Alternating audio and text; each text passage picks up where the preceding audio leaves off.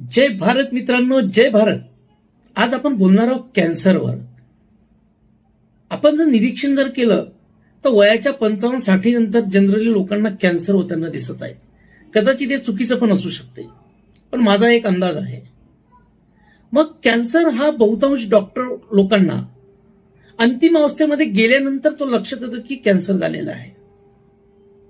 बरं, तो एक्सरे मध्ये दिसेपर्यंत, तो विकसित होईपर्यंत जवळजवळ 15 ते 20 वर्षाचा कालावधी गेलेला असतो. आणि तेव्हा कुठे लक्षात येतो की कॅन्सर आहे. आणि मग अशा वेळेला केमोथेरपी, रेडिएशन सारख्या ट्रीटमेंट केल्या जातात. आणि याचा कितपत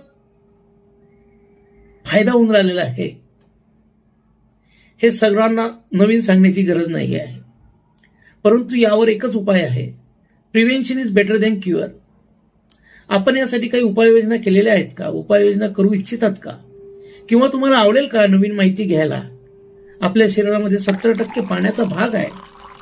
त्या भागावर काम करणं गरजेचं आहे. आपण कोणतं पाणी पितो आहोत, कोणतं पाणी प्यायला पाहिजे, ही संपूर्ण माहिती जर तुम्हाला घ्यायला आवडत असेल तर तुम्ही संपर्क करू शकतात. H for health, H for Hemant.